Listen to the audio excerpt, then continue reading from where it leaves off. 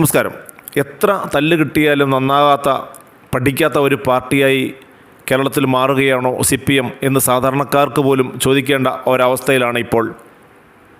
ഭരണവിരുദ്ധ വികാരം കൊണ്ട് മാത്രമല്ല കേരളത്തിൽ ലോക്സഭാ തെരഞ്ഞെടുപ്പിൽ CPMന് കനത്ത രീതിയിലുള്ള അടി കിട്ടിയത് എന്ന് സാധാരണക്കാർക്ക് പോലും അറിയാം.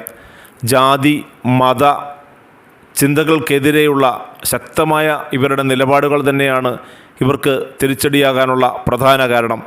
അതൊക്കെ ഒറ്റ ദിവസം കൊണ്ട് മറക്കുകയും വീണ്ടും അത്തരത്തിലുള്ള ചില സങ്കീർണ പ്രശ്നങ്ങൾ എടുത്തുകൊണ്ട് മുന്നോട്ട് വരികയും ചെയ്യുന്ന CPMൻ്റെ നിലപാടുകളെക്കുറിച്ചാണ് ഇപ്പോൾ സാധാരണക്കാർ പോലും ആശങ്കപ്പെടുന്നത്.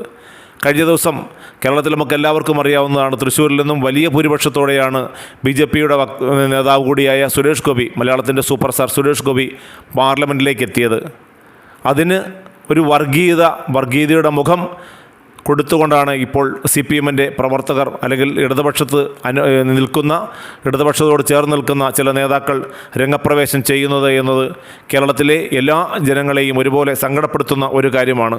കഴിഞ്ഞ ദിവസം ഇടതു നിരീക്ഷകനായ റിജി ലൂക്കോസ് തൻ്റെ ഫേസ്ബുക്ക് പേജിൽ പങ്കുവച്ച ഒരു ചിത്രം ജാതിക്കും മതത്തിനും എതിരെ അല്ലെങ്കിൽ ആ ജാതി മത നിന്ദകൾ വളർത്താൻ സഹായിക്കുന്ന തരത്തിലുള്ള ഒന്നായിരുന്നു എന്ന് എടുത്തു പറയേണ്ടതാണ്. സുരേഷ് ഗോപിയുടെ യേശുവിൻ്റെ ചിത്രത്തോടൊപ്പം സുരേഷ് ഗോപിയുടെ മുഖം ചേർത്ത് വെച്ചുകൊണ്ടായിരുന്നു അത്തരത്തിലുള്ള ഒരു ചിത്രം ഫേസ്ബുക്ക് പേജിൽ റിജി ലൂക്കോസ് എടുത്തു വച്ചത്. സുയേശു ഈ കുടുംബത്തിൻ്റെ നാഥൻ എന്ന അടിക്കുറിപ്പോടുകൂടി റിജി ലൂക്കോസ് പങ്കുവച്ച ചിത്രം ഇപ്പോൾ സാമൂഹിക മാധ്യമങ്ങളിലാകെ CPMനെതിരെ ശക്തമായ പ്രതികരണവുമായി രംഗത്ത് വരികയാണ്. സീറോ മലബാർ സഭ, പ്രൊലൈറ്റ് അപ്പോസ്തലേറ്റ് ഇതുമായി ബന്ധപ്പെട്ട് ശക്തമായ നിലപാടുകളുമായി രംഗത്ത് വന്നു കഴിഞ്ഞു. ക്രിസംഗി ഭവനത്തിലെ പുതിയ കാഴ്ച എന്ന പേരിൽ ക്രിസ്തുവിൻ്റെ ചിത്രത്തെ വികൃതമാക്കി അവതരിപ്പിച്ച റിജി ലൂക്കോസിനും CPMനും എതിരെയാണ് ഇപ്പോൾ സഭ രംഗത്ത് വന്നിരിക്കുന്നത്.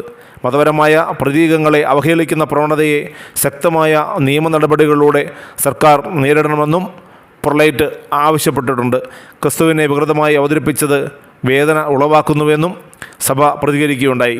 ക്രിസ്തുവിൻ്റെ മുഖവുമായി സുരേഷ് ഗോപിയുടെ മുഖം ചേർത്ത ചിത്രമാണ് തൃശ്ശൂരിലെ BJP വിജയത്തെക്കുറിച്ച് ഫേസ്ബുക്ക് പേജിലൂടെ റിജി ലൂക്കോസ് ഉപയോഗിച്ചത്.